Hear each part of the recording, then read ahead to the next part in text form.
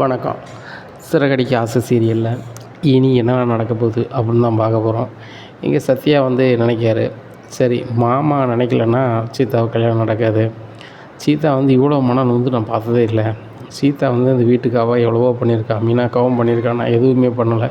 சீதாக்காக நான் இதை பண்ணி தான் ஆகணும், எப்படியாவது மாமா மனசை மாற்றி தான் ஆகணும் அப்படின்னு சொல்லி சத்யா முத்துக்கு கால் பண்ணுறாங்க. அந்த நேரத்தில் செல்வம் அந்த கார் ஸ்டாண்டில் உள்ள நண்பர்கள்ட்ட பேசிகிட்டு இருக்காங்க. சீதாவுக்கு வாழ்க்கை நல்லா அமையணும், பார்க்க மாப்பிள்ளெல்லாம் ஒன்றும் செட் ஆக மாட்டாங்குது அப்படி அப்படிங்கும்போது செல்வம் அந்த விரும்பின மாப்பிள்ளையை கல்யாணம் பண்ணி வச்சிட வேண்டியதானே அப்படிங்கும்போதே சும்மாரா அப்படின்ட்டு இருக்கோம். ஃபோன் வருது. என்னடா சத்யா சொல்கிறா அப்படிங்கிறாங்க. மாமா நல்லா இருக்கீங்களா, எங்கே இருக்கீங்க அப்படிங்கிறாங்க. டேய் நான் எங்கே கார் ஸ்டாண்டில் தான் இருக்கேன், நீ என்ன திடீர்னு கால் பண்ணியிருக்கேன், பரீட்சைக்கு எதுவும் இது வந்துருச்சா, முடிவு வந்துருச்சா அப்படிங்கிறாங்க.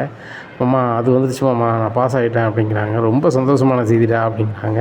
சரிடா அடுத்தாப்புல வேலைக்கு தானே போகணும், இல்லை படிக்க போறியா அப்படிங்கிறாங்க. இல்லை மாமா வேலைக்கு தான் போகணும், நான் வீட்டுக்காக எதுவுமே பண்ணலை அப்படிங்க. டேய் நீ சின்ன பையன் தானடா, ஒன்றும் பிரச்சனை இல்லை அப்படிங்கிறாங்க. இல்லை மாமா சீதா கல்யாணம் இருக்குது, அக்காவுக்கு நான் எதுவுமே செய்யலை, நான் ஏதாவது வேலைக்கு போனால் தானே மாமா செய்ய முடியும் அப்படிங்கும்போது, அதெல்லாம் ஒன்றும் பிரச்சனை கிடையாது, உன் இடத்துல உங்கள் அப்பா இடத்துல நான் பார்த்துக்குறேன் அப்படிங்கும்போது, அது தெரியும் மாமா நீங்கள் பார்த்துப்பீங்க, சீதா கல்யாணம் சம்மந்தமாக மாமா அவங்ககிட்ட பேசணும் அப்படிங்கிறாங்க.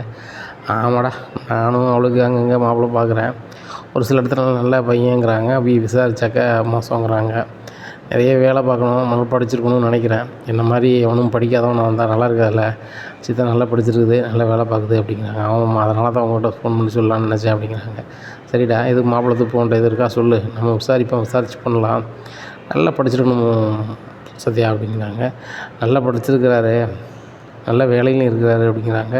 சரி விசாரிச்சு பாரு அப்படிங்கிறாங்க. விசாரித்த வகையில் நல்லபடியாக தான் சொல்கிறாங்க, ஆனால் உங்களுக்கு தான் பிடிக்காதுன்னு நினைக்கிறேன் அப்படிங்கிறாங்க. என்னடா சொல்கிற அப்படிங்கிறாங்க. ஆமாம்மா அந்த அருணை தான் சொல்கிறேன், அதான் சீதாவுக்கு நல்லாவே பிடிச்சிருக்குல்ல, உங்கள் கோபத்தால் சீதா வேண்டான்னு சொல்லணுமா, சீதா ரொம்பவே மன சங்கடத்தில் போய் அந்த அருண்கிட்ட இன்னும் வேண்டாம், நீங்கள் பேசாதீங்க வைக்காதீங்க, உங்களுக்கு எனக்கு செட் ஆகாது, எங்கள் மாமாவுக்கு பிடிக்கல, இனிமேல் அவ்வளோதான் அப்படின்னு சொல்லிட்டு வந்திருக்கா, ரொம்ப கஷ்டமாக இருக்குமாம்மா, இந்த சீதா இந்த வீட்டுக்காக எவ்வளவோ பண்ணியிருக்கா, அக்காலும் பண்ணியிருக்குது, ஆனால் சீதாவுக்குன்னு எதுவுமே கேட்டது கிடையாது, அது வேலை செஞ்சு கூட எனக்கு தான் செலவு தந்திருக்கு, அக்காவும் எனக்கு தான் செலவு தந்திருக்கு, என்னால் ஒன்றுமே பண்ண முடியாமாம்மா, அவள் விரும்பிய வாழ்க்கையை கூட என்னால் அமைச்சு கொடுக்க முடியலமாம்மா அப்படின்னு சொல்லி அழுகாரு. நீ ஏன்டா அழுற, அந்த அருண் உங்கள் அக்கா சீதா நினைக்கிற மாதிரியோ, மீனா நினைக்கிற மாதிரியோ, உங்கள் அம்மா நினைக்கிற மாதிரியோ அவன் நல்லவன் கிடையாது அப்படிங்க. மாமா நாங்களும் உங்களை அப்படி தானே நினச்சோம், அதுக்கப்புறம் தானே எல்லாம் தெரிஞ்சிச்சு, கோவர் கட்டத்தில் தான் குணம் இருக்குன்னு தெரிஞ்சுக்கிட்டோம்,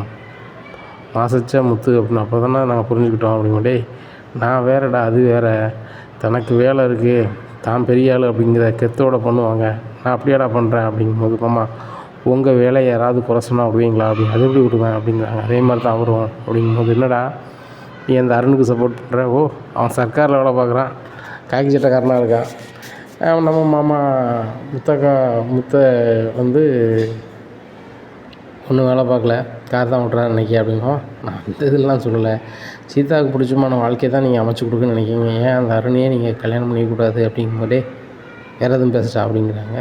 நிலவம்மா இது சொன்னதாக தான் அவங்கள்ட்ட பேசுறதுக்கு ஃபோன் பண்ணேன், எப்படியாவது உங்கள் மனசை மாற்றுங்க மாமா, உங்கள் ஒரு ஆள் பிடிவாதத்துக்காக சீதா அவ்வளோ கஷ்டப்படணுமா அப்படிங்கும்போதே, சீதா நல்லா இருக்குன்னு சொல்லி தான்டா ஒவ்வொரு இடத்துலையும் அவளுக்கு போய் மாப்பிள்ளை பார்த்துட்ருக்கேன், அதுபோக மாப்பிள்ளையெல்லாம் விசாரிச்சிட்ருக்கேன், சீதாவுக்கு நல்ல இடத்துல நான் கல்யாணம் பண்ணி வைப்பேன் அப்படிங்கும்போது, அதுவும் எனக்கு தெரியுமாம்மா, ஆனால் சீதாவுக்கு விருப்பம் இருக்கணும் அம்மா அப்படிங்கும்போது, டே என்னடா வர பெரிய மனுஷன் மாதிரி பேசிகிட்ருக்கேன், படித்து முடிச்சிட்டோன்னா பெருசாக பேசிகிட்ருக்கேன், வேலைக்கு போகிறேன்னு சொல்லிட்டு அப்படிங்கிற. மாமா என்றைக்குமே நான் அப்படி பண்ண போகிறதில்ல, முன்னாடி தான் அறியாமல் சிட்டி கூட சேர்ந்து உங்கள்கிட்ட எது பேசியிருக்கேன் வச்சுருக்கேன் நடந்திருக்கு, ஆனால் அதை நான் தப்பு அப்படின்னு நான் உணர்ந்துட்டேன், ஆனால் நீங்களும் நினைக்கிறத தப்புன்னு உணரணுமாம்மா அப்படிங்கும்போது, டேய் இந்த அருணை பற்றி பேசிகிட்டு இருந்தால் கடுப்பாயிரும், அவனை என்னென்னா மீனாவை தனியாக பேசி நான் நல்லா வச்சு பார்த்துப்பேன் அப்படி இப்படிங்கிறான், நீ என்ன சப்போர்ட் பண்ணுற, என்ன நினச்சிட்ருக்கீங்க எல்லோரும், அந்த அருண் நல்லவன் கிடையாடா, அத்தை எனக்கு கல்யாணம் முடிக்கும் போதே ரொம்ப ஃபீல் பண்ணியிருப்பாங்க, அவன் ரொம்ப மோசம்டா அப்படிங்கும்போது, அம்மா நீங்கள் நினைக்கிறது தப்பு அப்படி, நீ ஃபோனை விட அப்படிங்கிறாங்க. இந்த ஃபோனை வச்சிடறாரு. மாமாக்கிட்ட எவ்வளோ சொன்னாலும் புரிஞ்சுக்க மாட்டாரு, என்ன பண்ணுன்னு தெரியலையே அப்படின்னு சொல்லிட்டு அப்படியே அமைதியாக இருக்கார். சரி சீதா சாப்பிட சொல்லிட்டு போவோம் அப்படின்னு சொல்லிட்டு கதவை திறந்து பார்க்குறாங்க. சீதா மூச்சு பேச்சுலாம் அவங்க சீதா சீதா சீதா அப்படிங்கிறாங்க. ஒன்றும் ஓடலை. மறுபடியும் கால் பண்ணுறாரு முத்துக்கு. உடனே என்னடா மறுபடியும் அந்த அருண் நல்லவன்னு சொல்ல போறியா அப்படிங்கிறாங்க. இல்லைம்மா சீதாவுக்கு என்னாச்சுன்னு தெரில, திடீர்னு மூச்சு பேச்சு இல்லை. உடனே வாங்கம்மா எனக்கு பயமாக இருக்குது, காரை கொண்டு வாங்க அப்படிங்கிறாங்க. முத்து காரை கொண்டு வராரு. இங்கே வந்து பார்க்குறாரு, மூச்சு பேச்சு இல்லை. சீதான்னு சொல்லிட்டு தண்ணி எட்டுவா அப்படிங்கிறாங்க. தண்ணியை தெளித்து பார்க்குறாங்க, சரி எழுப்பி பார்க்குறாங்க, ஒன்றும் நடக்கலை. சீதா 2-3 நாளாக சாப்பிடல. ஒன்று. 2வது அருணே தான் நம்ம வாழ்க்கை, அருண் இல்லாத வாழ்க்கை நமக்கு வேண்டாம் அப்படின்ட்டு அது இருக்கிறதுல இருந்துச்சு. அது திடீர்னு ஒரு மாதிரி ஆகிப்போச்சு. நேரா ஆஸ்பத்திரிக்கு தூக்கிட்டு போகிறாங்க. அங்கே போனோன்னே சத்யா வந்து அவங்க அம்மாவை கால் பண்ண போகிறாங்க. என்னடா பண்ணுற அப்படிங்கிறாங்க. ஃபோன் பண்ண வேண்டாம், முதல்ல மருத்துவச்சி என்ன சொல்லான்னு கேட்போம் அப்படின்னு பார்த்துட்டு, என்ன சீதா அப்படி ஆயிடுச்சு அப்படின்னு சொல்லிட்டு ஹாஸ்பிட்டல்லாம் பேசிகிட்டு இருக்காங்க. பேசிகிட்டு இருக்கீங்க டாக்டர் பார்த்துட்டு, எப்பா அங்கே பாருங்கள், இந்த பிள்ளை வந்து சாப்பிடவே இல்லைன்னு நினைக்கிறேன். அதுபோக இப்போதைக்கு இப்போ ரொம்ப குறைவாக இருக்குது துடிப்பு, கொஞ்சம் இருங்க அப்படிங்கிறாங்க. என்ன சார் சொல்கிறீங்க அப்படிங்கிறாங்க. ஆமாம், சாப்பிடல வைக்கல, அது எதையோ ஒன்று நினைக்குதும் போல் அப்படின்னு சொன்னோன்னே, பார்த்தீங்கன்னா மாமா சீதா சாப்பிடாமே இருந்தா போல் அப்படின்ட்டு சும்மா விட்டுட்டா அப்படின்ட்டு இருக்காங்க. உடனே அம்மாவுக்கு நான் ஃபோன் பண்ணி சொல்கிறேன், மாமா இப்படி ஆயிடுச்சு அப்படின்ட்டு. உங்கள் அம்மா ஏற்கனவே ரொம்ப மனசங்கடப்பட்டுருக்காங்க, உங்கள் அப்பா வேறு இல்லை, சீதா வேறு வாழ்க்கை வேறு நல்லா இருக்குன்னு நினச்சிட்டு இருப்பாங்க. இப்போ இருக்கும்போது சீதாவுக்கு இப்படி ஆகிட்டு அவ்வளோதான் நடந்து பொருடா அப்படிங்கிறாங்க. உடனே கொஞ்ச நேரம் கழிச்சு டாக்டர் வர்றாரு. சார் என்ன சார் ஆச்சு அப்படிங்கிறாங்க. என்னாச்சா, அந்த பிள்ளைய வந்து நல்லா பார்த்துக்க மாட்டிங்களா, இங்கே வேலை பார்க்குறது வரையும் கரெக்டாக இருந்துச்சு, வீட்டுக்கு வந்தால் நீங்கள் பார்க்க மாட்டிங்களா அப்படிங்கிறாங்க. சார் நான் கூட இல்லை, என் மாமியார் வீட்டில் தான் இருப்பாங்க, அங்கே எல்லோரும் ஒரே வேலையை பார்த்துட்டு இருந்துட்டாங்க, இவ்வளோ பார்க்க போல அப்படிங்கிறாங்க. ஒழுங்காக பாருங்கள், எல்லோரும் இப்படி தான் நினைக்கிறோம், பெரியவங்களாயிட்டாங்க அவங்கள பார்த்துப்பாங்கன்னு சொல்லிட்டு. அவங்களுக்குன்னு ஒரு இது இருக்கும்ல, மனநிலை இருக்கும்ல. அந்த மனநிலையில் இருக்கும்போது நம்ம கூட இருக்கோம், நம்ம தான் வந்து அது எப்படி கிடையாது இப்படி கிடையாதுன்னு சொல்லணும். சாப்பிடாம இருக்காங்கன்னா சாப்பிடுங்கன்னு சொல்லணும்.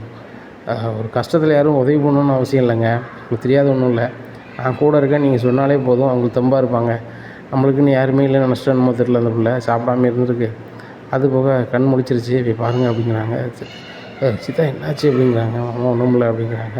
என்னம்மா என்னாச்சு அப்படிங்கிறாங்க. இல்லைம்மா நான் 5 நாளாக சாப்பிட்ல அப்படிங்க. ஏன் சாப்பிடாம இருந்தேன் அப்படிங்கிறாங்க. இல்லை அந்த அருண் தான் என் வாழ்க்கை நினச்சேன், அவரே கிடைக்காம போனப்புறம் நான் எதுக்கு அம்மா இருக்கணும் அப்படின்னு. என்ன நீங்கள் முட்டாள்தனமாக பேசிகிட்டு இருக்கேன், சாப்பிடாமல் இருந்தால் என்ன அவ்வளோது உடம்புக்கு, டேய் சத்யா சாப்பிட வேண்டும் அப்படிங்கிறாங்க. இல்லைம்மா அம்மாவுக்கு ஃபோன் பண்ணி சாப்பிட, டேய் உங்களுக்கு தெரியவே வேண்டாம் அப்படிங்கிறாங்க. உடனே பைசா கொடுத்து சாப்பாடுன்ட்டு சொல்லுவார். சாப்பிடு அப்படிங்கிறாங்க. இல்லைம்மா எனக்கு சாப்பாடே வேண்டாம் அப்படிங்கிற சத்யா சொல்கிறான். நான் சொல்லுவேன் கேட்க மாட்டேன், ஒழுங்காக சாப்பிடு அப்படிங்கிறாங்க. உடனே இல்லைம்மா அப்படிங்கிறாங்க. இங்கே பாரு, உனக்கு வந்து ஏதாவது ஒன்று ஆகிட்டுனா அத்தை என்னத்துக்கு ஆவாங்க, ஏன் உங்கள் அக்கா வந்து எதிர்காலமே என் தம்பியும் என் தங்கச்சியும் தான் சொல்லிக்கிட்டே இருப்பாள். ஒவ்வொரு நாள் நைட்டும் என்கிட்ட பேசுகிறது உங்கள் 2 பேரை பற்றி தான் அதிகம் பேசுவாள். எங்களுக்கு இன்றைக்கி வரைக்கும் பிள்ளைகள் இல்லை, நீங்களும் எனக்கு பிள்ளைகள் மாதிரி தான் 2 பேரும். சரி தானே, நீங்கள் நல்லா இருக்குன்னு தான் நானும் நினைக்கிறேன். அந்த அருணுக்கும் எனக்கும் பிடிக்கலை அப்படிங்கிறதுக்காக மட்டும் நீ வேண்டான்னு நான் சொல்லலை. அவர் சரியான ஆள் இல்லை, சரியான ஆளை நீ சேர்ந்துட்டுருக்கலைங்கிறதுக்கு மட்டும்தான், வேறு ஒன்றும் கிடையாது. அவன் வேலை பார்க்குறான் வைக்கிறான், எனக்கு அவனுக்கும் முன்ன பின்ன இருக்கும் அப்படியும் கிடையவே கிடையாது அப்படிங்கும்போது, மாமா அவரும் நல்லவர் தான், இங்கே பாரு அவனை நல்லவன் சொல்லிகிட்டு இருக்காத அப்படின்ட்டு இருக்கும்போது, சீதா பேசிகிட்டு இருக்கும்போது பொசுக்குன்னு மூச்சில் பேச்சு இல்லை.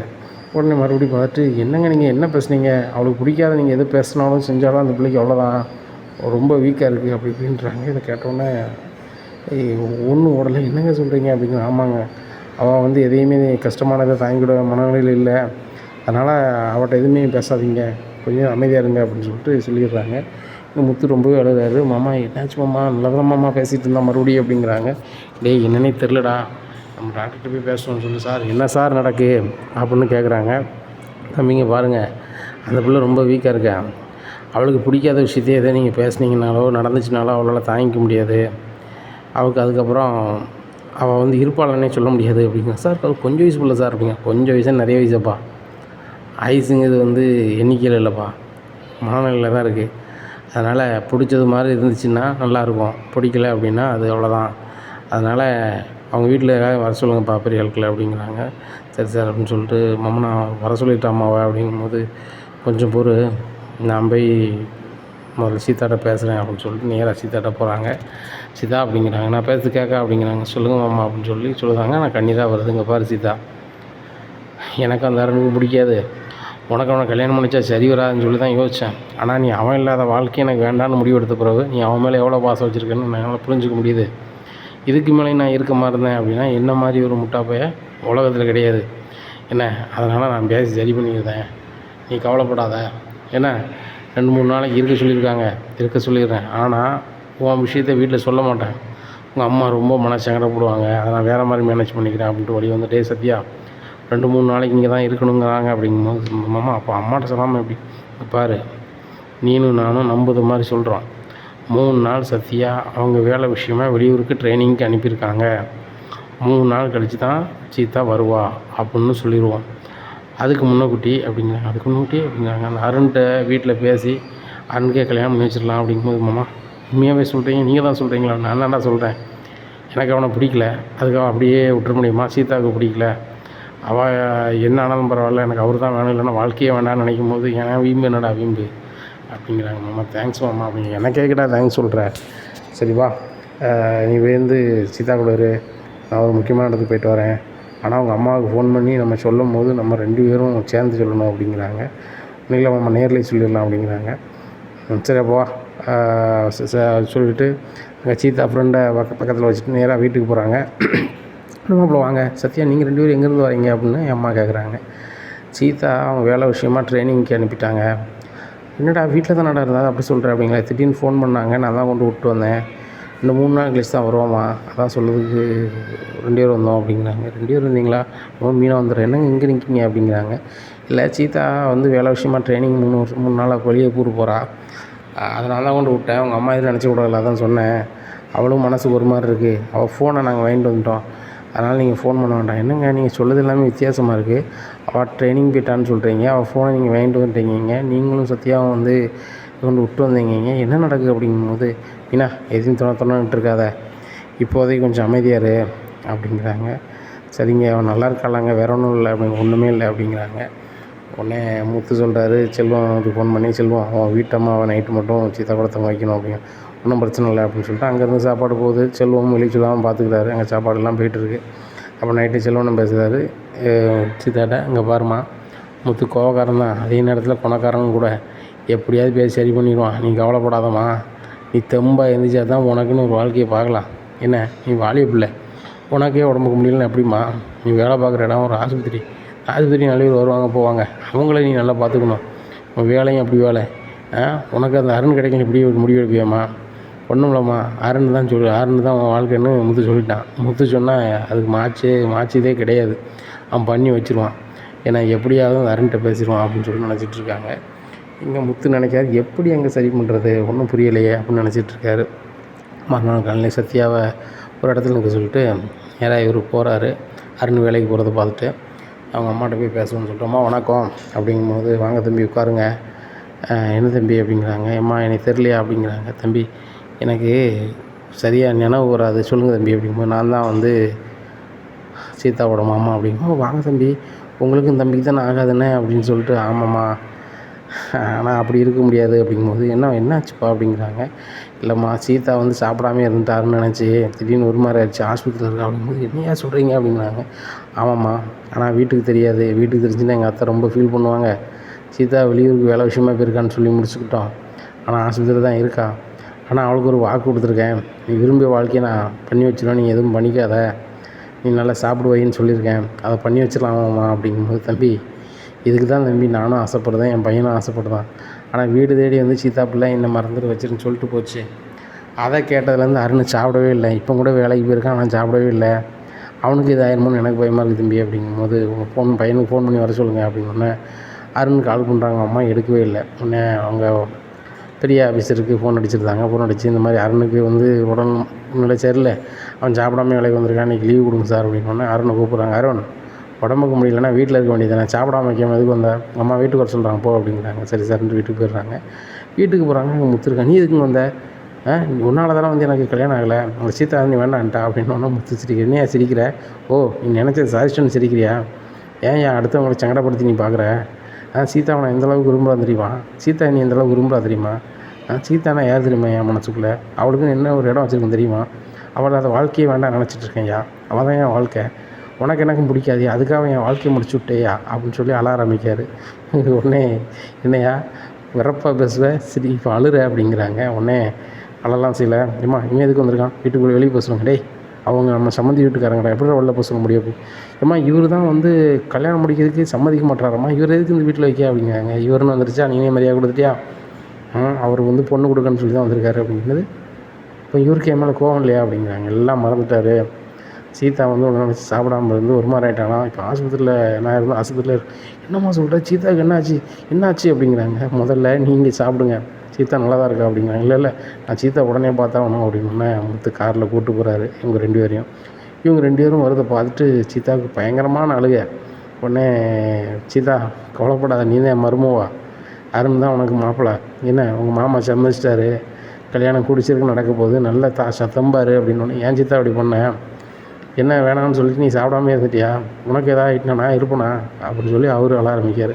நீங்கள் எது அழுகுறீங்க அப்படின்னோடனே சீதாட்ட சொல்கிறாங்க, ஏம்மா சீதா, நீ வந்த பிறகு தான் நான் சரி பண்ண நினச்சேன், இப்போமே நீ தான் சரி பண்ண வேண்டியிருக்கு, அவன் உன்னை நினச்சிட்டு சாப்பிடாம இருக்கான், நீ சாப்பிட சொல்லுமா அப்படின்னோடனே, டே சத்யா சாப்பாடு வாங்கிட்டோடா அப்படிங்கிறாங்க. சாப்பாடு வாங்கி கொண்டு கொடுக்காங்க.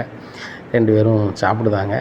உடனே தேங்க்ஸ் மாமா அப்படிங்கிற சத்யா முத்துட்டேன். ஏன்டா அப்படிங்கிறாங்க. இல்லை சீதா வாழ்க்கையை வந்து சரி பண்ணிட்டேங்க மாமா அப்படிங்கிறாங்க. டே நான் இவர் தப்பான ஆளுன்னு சொல்லிட்டு தானடா வேண்டான்னு, அவங்க 2 பேரும் இவ்வளோ வரும்போது நான் என்னடா பண்ண முடியும், அவங்க 2 பேரும் நல்லா இருக்குதுன்னு என்னடா நினைக்க முடியும். சரி ரைட்டு, இப்போ அதிரடியாக தான் நம்ம பண்ணி ஆகணும். ஏன்னா நான் வேறு வந்து ஒவ்வொரு நேரம் ஒவ்வொரு மாதிரி இருப்பேன், அவங்க தெரியாது ஒன்றும் இல்லை, அதிரடியாக அவங்களுக்கு கல்யாணம் பண்ணிட வேண்டியதான் அப்படிங்கும்போது, அது எப்படி தம்பி உடனே எப்படி பண்ண முடியும், சொந்த பந்தம்லாம் சொல்லணும்ல அப்படிங்கம்மா. சொந்த பந்தம் நல்லா இருந்தால் சூப்பரும்பாங்க, நம்ம சரியில்லைன்னா அப்படி இப்படிம்பாங்க. இப்படி தான் பண்ணிகிட்டு இருக்காங்க இப்போ உள்ள காலத்தில். முன்னாடி மாதிரி அன்பு பாசம் அதெல்லாம் இல்லாமல் போச்சு, குறைஞ்சி போச்சு. ஆனாலும் சொந்த பந்தம் இல்லாத வாழ்க்கையும் இல்லை. நம்ம கல்யாணத்துக்கு முக்கியமான சொந்தக்காரங்களும் வேண்டியவங்களும் நம்ம கூப்பிட்டுக்கலாமா அப்படிங்கிறாங்க. அப்போ எங்கே பண்ணுறது அப்படிங்கிறாங்க. ஏம்மா இவள் டிஸ்சார்ஜ் பண்ணும்போது நேராக பொன்னியம்மன் கோயில் வச்சு கல்யாணம், உங்களுக்கு ஓகேவா அப்படிங்கும்போது, எங்களுக்கு எங்கேனாலும் ஓகே தான், பொன்னியம்மன் கோயில்னால் எங்கள் அம்மா பூ கட்டுவாங்க அந்த கோயில் தானே. ஆமாம், சரி அப்போ இவங்க அம்மாட்டெலாம் சொல்லிட்டிங்களா அப்படிங்கும்போது, இல்லை வந்து சொல்ல போகிறதில்ல, கல்யாணத்துக்கு நான் எல்லோரும் வந்துடுவாங்க அப்படிங்கும்போது, அது எப்படி திரும்பி அது சரியாக வருமா அப்படிங்கிறாங்க. ஏம்மா இதான் சரியாக வரும், எங்கள் வீட்டில் எங்கள் அம்மா இருக்காங்க, எங்கள் அம்மாவுக்கு இந்த குடும்பத்துக்கு பிடிக்காது, மீனா வீட்டில் ஒரு நல்லது நடக்குன்னா எப்படியாவது பூந்து அதை கெடுக்கணும் வைக்கணுங்கிற மனநிலையில் நினைப்பாங்க. அதை பிளான் போடுறதுக்கு நிறைய பேர் இருக்காங்க. அதனால் இங்கேருந்து சீதா வெளியே அனுப்பும்போது நேராக அரணிக்கும் அங்கே கூட்டி போய் கல்யாணம், அதுக்கு நல்லா ஏற்பாடும் பண்ணிடுறேன் அப்படிங்கிறாங்க. உடனே எப்பா நீங்கள் சொல்கிறீங்க, ஆனால் சரியாக வருமானு தெரில அப்படிங்கிறாங்க. சரியாக வருமா அருண், நீங்கள் கூட இருங்க, சத்யா நம்ம கிளம்பலாம் அப்படின்னு சொல்லிட்டு சத்யாவை கூப்பிட்டு அவங்க அம்மா வீட்டில் விட்டு வந்துடுறாங்க. மாமா இந்த விஷயத்தை அம்மாட்ட சொல்ல வேண்டாமா, அக்காட்ட சொல்ல வேண்டாமா அப்படின்னா, டே யார்கிட்டையும் சொல்ல வேண்டாம், சீதாவுக்கு நல்ல வாழ்க்கை அமைச்சு கொடுக்கணும் உங்கள் அம்மாவோட எண்ணம், மீனாவோட எண்ணமும் அதுதான், மீனாவுக்கு அருணை தான் கல்யாணம் முடிச்சு வைக்கணும்னு ஒரு எண்ணம். பரவாயில்ல, அது ஒன்றும் பிரச்சனை கிடையாது, எங்கள் வீட்டில் எங்கள் அம்மாவுக்கு தெரிஞ்சுன்னு வச்சுக்கோங்க, உனக்கு தெரியாது ஒன்றும் இல்லை அப்படிங்கிறாங்க. அதுவும் சதமாமா அப்படிங்கிறாங்க. சரி ரைட்டு அப்படின்னு சொல்லிட்டு பொன்னியம்மன் கோயிலில் வந்து நைஸாக முத்து போய் புசாட்டெல்லாம் பேசி ஒரு கல்யாணம், பொண்ணு மாப்பிள்ளைக்கு கல்யாணம் நாளை கழிச்சு பண்ணிடலாம்ல அப்படின்னு சொல்லி எல்லா ஏற்பாடும் பண்ணிடுறாங்க. பின்னாடி கூடி நைஸாக என் அம்மா பார்க்காத அளவுக்கு போயிருந்தாங்க. சரி அங்கே எல்லா ஏற்பாடும் பண்ணிட்டேன் வச்சுட்டேன். அதுபோக முருகேசனங்கிட்ட போய் நான் பேசிட்டு வரேன் அப்படிங்கிறாங்க. எதுக்கு மாமா அப்படிங்கிறாங்க. டேய் இங்கே கல்யாணத்தை முடிச்சு வச்சுட்டு ஒரே ஒரு ஈவினிங் வச்சுருவோம், முக்கியமான ஆள்லாம் கூப்பிட்டு அங்கே சாப்பாடு கொடுத்துருவோம்டா, முருகேசனுக்கு ஒரு கல்யாணம் பண்ண இருக்குது, அவர் எனக்குனா கம்மியாக தான் கேட்பாரு அப்படின்னு சொல்லிட்டு நேராக முருகேசனை பார்க்க போகிறாரு. முருகேசனா வணக்கம் அப்படிங்க. முத்து பார்த்து எத்தனை நாளாச்சு மண்டபத்துலேயே வரமாட்டேங்க, 2வது ஃபோன் அடித்தா எனக்கு கொஞ்சம் மனநிலை சரியில்லைன்னா வேறு வண்டி அனுப்புதாங்க, வேறு வண்டியில் போதுக்காப்பா உனக்கு கால் பண்ணுறேன், எனக்கு தான் கார் இருக்கா அப்படிங்கிறாங்க. உடனே இல்லைண்ணே அப்படிங்க. சரி என்ன விஷயமா இருந்தால் சொல்லு, முதல்ல அதை கேட்போம் அப்படிங்கிறாங்க. அண்ணே ஒன்றும் இல்லை, என் குழந்தையார் கல்யாணம் அப்படி. ரொம்ப சந்தோஷம் டே, ரொம்ப சந்தோஷம், அடிக்கடி சொல்லிகிட்டே இருப்பேன், அவங்க அப்பா இருக்க இடத்துல நல்லா வந்து செஞ்சு வைக்கணும். சரி சந்தோஷம், என்றைக்கு அப்படிங்காண்ணே, நாளை கழிச்சுனே. சரி நாளை கழிச்சு மண்டபம் ஃப்ரீயாக இருக்கானே அப்படிங்கிறாங்க. என்னப்பா திடீர்னு சொல்லுதே அப்படிங்கிறாங்க. என்ன நாளை கழிச்சு 1 ஹவரில் 2 ஹவர் வேணும்னே, சின்னதாக வரவேற்பு வைக்கிற மாதிரி, 2 பேர் விரும்பிட்டாங்க, நான் உங்களுக்கு கல்யாணம் முடிச்சு கூட நினச்சிட்டே இருந்தேன், 2 பேரும் சாப்பிடாம வைக்காம கிடக்காங்க, அவங்க 2 பேருக்கும் ஏதாவது ஆகி போச்சுன்னா சங்கடமாகி போகலானே அப்படிங்கிறாங்க. அதுவும் சார் தான், ஒரு விசேஷம் எனக்கு அப்படின்னு கேள்விப்பட்டேன்னு சொல்லிட்டு கால் பண்ணுறாங்க மேனேஜருக்கு. நாளை கழிச்சு நம்ம மண்டபத்தில் விசேஷம் இருக்கா அப்படிங்கும்போது, சார் அது கேன்சல் ஆகி போச்சு அப்படிங்கும்போது, சரி அப்படின்னு சொல்லிட்டு முத்து நல்லா தான் போச்சு, ஒரு ஃபங்க்ஷன் இருந்திருக்கு அது கேன்சல் ஆகிட்டு உங்களுக்கு உனக்காகவே அப்படிங்கும்போது, ஆனால் எவ்வளோ நேரம் வரும் அப்படின்னு. முத்து சுட்டு வேண்டாம் ஒன்றும் வேண்டாம்ப்பா, கரண்ட் பில்லு மட்டும் ஒரு 1000 ரூபா வரும், அதை மட்டும் கொடுத்துரு அப்படிங்கிறாங்க. உடனே சரிண்ணே அப்படிங்கிறாங்க. சரி அண்ணே வாடகை போதும்ப்பா, வாடகை இது மட்டும் கரண்ட் பில்லு மட்டும் கூடனே ஒன்றும் பிரச்சனை போய்ட்டு வா அப்படிங்கிறாங்க. ரொம்ப சந்தோஷண்ணே, இந்த நன்றி மறக்க மாட்டேனே, போய்ட்டு வாப்பா அப்படிங்கிறாங்க. அதனால் சந்தோஷமாக இருந்தது. சத்யாவில் சொல்லுவோம், சத்யா இந்த மண்டபத்தில் வரவேற்பு உன் ஃப்ரெண்ட்ஸுக்கெல்லாம் சொல்லிடு, சீதா ஃப்ரெண்டுக்கெலாம் சொல்லிடு அப்படின்னா, சீதாவுக்கே தெரியாமல் எல்லா சீதா ஃப்ரெண்டுக்கும் சொல்லிடுறாங்க, சத்யா ஃப்ரெண்டுக்கும் சொல்லிடுறாங்க, மீனாவோட சித்தி எல்லோரும் சொந்தக்காரங்களும் சொல்லிடுறாங்க. சொல்லாத ஆள் வந்து சீதாவோட அம்மா மீனா, அதுக்கு மட்டும்தான், மீதி எல்லாருக்குமே சொல்லிடுறாங்க. அப்போ அண்ணாமலைகிட்ட போய் நம்ம பேசணும்னு சொல்லி முத்து நினைக்காரு, நம்ம அப்பாட்ட சொல்லிடணும்ல அப்படின்னு சொல்லிட்டு முத்து வந்து அண்ணாமலைகிட்ட சொல்லுதாங்க. அண்ணாமலைக்கு கண்ணீர் வந்துடுது. உடனே என்னப்பா அப்படிங்கிறாங்க. இல்லைடா, அவங்க 2 பேரும் நல்லா இருக்கணும், அந்த நல்ல காரியம் எதாவது வகையில் வந்து தடைப்பட்டு போகக்கூடாது அப்படின்னு சொல்லி நீ வந்து நினைக்க பார்த்தியா, இது ரொம்ப பெரிய விஷயம்டா அப்படிங்கும்போது, இல்லைப்பா அவங்க அப்பா இருந்தாலும் இப்படி தானப்பா முடிவெடுத்திருப்பாரு, பிள்ளைக்கு கல்யாணம் முடியணும், அவள் விருப்பப்பட்ட வாழ்க்கையாக இருக்கணும், யாருக்கும் இந்த பிரச்சனையும் வரக்கூடாதுன்னு நினைப்பாரு. அதனால தான்ப்பா அம்மா வந்து ஏதாவது சொன்னாங்கன்னா கண்டிப்பாக அது வேறு மாதிரி ஏறக்கூடாதுல்லப்பா, என்னையும் பிடிக்காது, மீனாவும் பிடிக்காது, கண்டிப்பாக மீனா குடும்பத்தில் ஒரு நல்லது நடக்கூடாதுன்னு நினைப்பாங்க அம்மா, அதனால தான்ப்பா அப்படிங்கிறாங்க. ஒன்றும் பிரச்சனை இல்லை, என் ஃப்ரெண்டு வீட்டு ஃபங்க்ஷன் சொல்லிட்டு மீனாக்கிட்ட சொல்லிவிட்டு எல்லோரையும் கூட்டி போயிடுவோம் அப்படிங்கிறாங்க. சரிதான்ப்பா அப்படிங்கிறாங்க. உடனே நைட்டு எல்லாத்தையும் அண்ணாமலை சொல்லுதார், என் ஃப்ரெண்டு வீட்டு ஃபங்க்ஷனு பொன்னியம்மன் கோயிலில் தான் எல்லோரும் போகணும் அப்படின்னு விஜயா சொல்கிறாங்க. ஏங்க நாங்கள் அந்த கோயிலில் நான் வரல, அங்கே தானே மீனா அம்மா இருக்கும் அப்படின்னு நான் வரல, இப்போ பாரு விஜயா எல்லோரும் போகிறோம், நம்ம குடும்பம் ஃபங்க்ஷன் மாதிரி அப்படின்றாங்க. உடனே சரி மாமா அப்படின்றாங்க மீனா. இங்கே எல்லாருமே லீவ் போட்டு தான்றாங்க. ஆனால் சீதாவுக்கு தான் கல்யாணம்னு யாருக்குமே தெரியாது, இப்படியா இருக்குது. அங்கே டிச்சார்ஜ் இப்போ அங்கே ஆஸ்பத்திரிலேருந்து வெளியே அனுப்ப தான் வைக்கணும்னு சொல்லி பேசுகிறாங்க.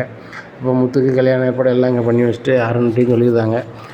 அப்போ ஆரண்யையும் வர சொல்லிடுறாங்க முன்னுக்கூட்டியே. அவர் மாப்பிள்ளை குளத்தில் அந்த கோயிலுக்கு முன்னாடியே வந்துடுறாரு. அப்போ சீதாவையும் கூப்பிட்டு வராங்க. மேலே மட்டும் ஒரு சால் மாதிரி போட்டுக்காமா முகம் தெரியாத அளவுக்கு அப்படிங்கிறாங்க. சால் போட்டுக்கிறாங்க. அப்போ அண்ணாமலை எல்லோரும் வந்துடுறாங்க. அண்ணாமலைக்கு பயங்கர சந்தோஷம், முத்தை நினச்சி ரொம்ப பெருமையாகவும் இருக்குது. சரி, இந்த கல்யாண காரியத்தை அவன் நடத்தி வைக்கணும்னு நினைக்கிறேன், நல்லபடியாக அப்படின்னு நினைக்கிறாங்க. அதனால் சீதாவோட அம்மா மீனா எல்லாருமே வராங்க. எல்லாருமே தாலி கட்டின நேரத்துக்கு வந்து தான் ஐயர் எல்லாம் இருக்கணும். சரி சாலை எடுங்க அப்படின்னு சொல்லிட்டு சொல்லுதாங்க. சாலை எடுக்க பார்க்குறாங்க. அங்கே சீதாவும் அருணும் உட்காந்துருக்காங்க. இதை பார்த்துட்டு மீனாவோட அம்மாவுக்கு பயங்கரமான ஷாக்கு. இங்கே மீனாவுக்கும் அப்படி தான். என்னங்க அப்படி மீனா, இந்த அருணை தானே உன் தம்பி உன் தங்கச்சி கல்யாணம் பண்ணிக்கிட்டு நினச்சா, அவர் தான் மாப்பிள்ளை, சரி தானே, ஒன்றும் பிரச்சனை இல்லை, நம்ம சொந்தக்காரன் சுற்றிப்பார், நம்ம சொந்தக்காரன் கூட வந்தாங்க, சீதா ஃப்ரெண்ட்ஸு, சத்யா ஃப்ரெண்ட்ஸு, மீனாவோட சொந்த பந்தம் எல்லாம் எனக்கு எப்படிங்க அப்படிங்கிறாங்க. மீனா செய்யணும்னா செஞ்சிடணும், அதான் செஞ்சாச்சு, சரி மந்திரம் சொல்லுங்க அப்படிங்கிறாங்க. சாமியார் மந்திரம் சொல்லுதாங்க. அங்கே தாலி கட்டி வழக்கம் போல் வேலைகள் நடக்கு. உடனே எல்லாருக்கும் பயங்கர இது. மீனா அம்மாவுக்கு ஒரு வகையில் சந்தோஷம், ஒரு வகையில் என்ன சொல்லனே தெரில. வாரவங்களும் வாங்க வாங்கன்னு கேட்காங்க. மாப்பிள்ளை நான் நினச்சி கூட பார்க்கல மாப்பிள்ளை இப்படி நடக்கணும்னு சொல்லிட்டு. அத்தை எப்படி நடக்குமோ அப்படி தான் நடக்கும், எல்லாரோட ஆசீர்வாதத்தில் சீதாவும் சீதா மாப்பிள்ளையும் நல்லா இருக்கும்ல, ஆசீர்வதிங்க அப்படிங்கிறாங்க. இங்கே விஜயா, ஏங்க உங்கள் ஃப்ரெண்டு வீட்டு கல்யாணம் சொன்னீங்க அப்படிங்கிறாங்க. ஆமாம், மீனா குடும்பம் நம்ம ஃப்ரெண்டு குடும்பம் மாதிரி தான், அதுவும் நம்ம சொந்த குடும்பம் தானே, எல்லோரும் ஆசீர்வதிங்க அப்படிங்கிறாங்க. விஜயாவுக்கு சரியான கடுப்பாக இருக்குது. இந்த காக்கி சட்டக்காரன் கல்யாணம் முடிக்கிறதுக்கு இவங்க வழி தெரியாமல் முடிக்காங்களோ, இந்த முத்து இவ்வளோ ஏற்பாடு பண்ணியிருக்கான், அந்த மீனாவுக்கு எல்லாம் தெரிஞ்சுட்டு இப்படி பண்ணியிருக்காளே அப்படின்னு சொல்லிட்டு ரொம்ப கடுப்பில் இருக்காங்க. உடனே மீனா வந்து முத்துக்கிட்டே, ஏங்க ரொம்ப நன்றிங்க, நீங்கள் பொசுக்குன்னு செஞ்சு விட்டீங்கன்னு நினச்சாலும் கூட, ஆனால் இப்படி செய்வீங்கன்னு நினச்சி கூட பார்க்கலங்க, சீதாவுக்கு பிடிச்சமான வாழ்க்கையே அமைச்சு கொடுத்துட்டீங்க அப்படின்னா. மீனா, அதுக்கு நடந்த விஷயம்லாம் பயங்கரமாக இருக்குது, நான் சொல்கிறேன், இப்போதைக்கு நான் ஆசீர்வதி, எல்லோரும் கல்யாணம் முடிச்சுட்டு சாப்பாடு வரவேற்புலாம் அந்த மண்டபத்தில் அப்படிங்கிறாங்க. எப்படிங்க சொல்கிறீங்க அப்படிங்கிறாங்க. அதெல்லாம் பேசி வச்சுட்டேன், எல்லோரும் வேனில் ஏறுதீங்க அப்படிங்கிறாங்க. வேன் வருது, 2-3 வேனில் ஏறி நேராக எல்லோரும் மண்டபத்துக்கு போகிறாங்க. அங்கே முத்து சாப்பாடு ஏற்பாடு எல்லாம் பண்ணி வச்சுருக்காரு. சாப்பாடுலாம் பயங்கரமாக நடக்குது. என்னங்க இதெல்லாம் ஒரு வார்த்தை கூட சொல்லல அப்படிங்கிற. மீனா, ஒன்றும் சொல்ல முடியாது, இருங்க எல்லாம் வேலையில் இருங்க, ஃபோட்டோ எடுங்க, வீடியோ எடுங்க அப்படின்னு சொல்லி எல்லாம் இது பண்ணுறாங்க. இவ்வளோத்துக்கு காசு எதுங்க அப்படிங்கிற. மீனா, இப்படியும் அதை பார்த்துக்கலாம் அப்படி இப்படிங்கிறாங்க.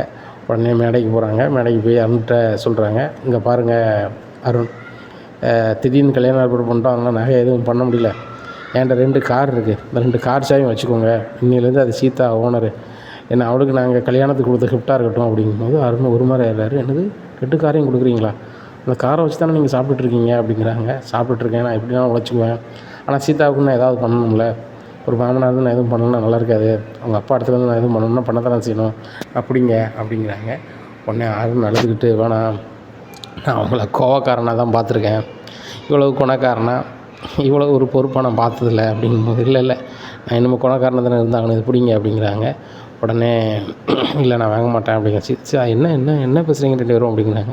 சீதா, அவன் கல்யாணத்துக்கு உங்கள் மாமா கிஃப்ட் பண்ணுறாராம் அப்படிங்கும்போது, மாமா நீங்கள் எனக்கு கல்யாணம் முடிச்சதே மிகப்பெரிய கிஃப்ட்டு மாமா, எனக்கு எதுவும் வேண்டாம் அப்படிங்க. இல்லைம்மா, இந்த 2 கார் சாயும் வச்சுக்க, அந்த காருன்னு உனக்கு தான் அப்படிங்க. மாமா, அந்த காரை வச்சு தானே நீங்கள் இருக்கிறீங்க, இதை வச்சு தானே நீங்கள் முன்னேறணும் அப்படிங்கும்போது, இல்லை நீங்கள் வச்சுக்கோமா அப்படிங்கிறாங்க. உடனே அருண் சொல்கிறாரு, எனக்கு சீதாவை கல்யாணம் பண்ண முடியுமோ முடியாதோன்னு நினச்சிட்டு இருந்தேன், அதை டவார்னு ஒரு கனவு மாதிரி பண்ணி கொடுத்துட்டீங்க, இப்போ நான் இன்றைக்கி தான் அவளோட புருஷனாக இருக்கேன், ஒன்றும் பிரச்சனை கிடையாது.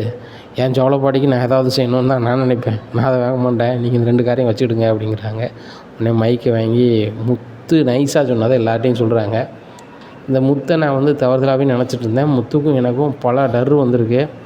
நான் அவரை தப்பாக நினைக்கிறது, என்ன அவர் தப்பாக நினைக்கிறது, இப்படிலாம் நிறைய நடந்திருக்கு.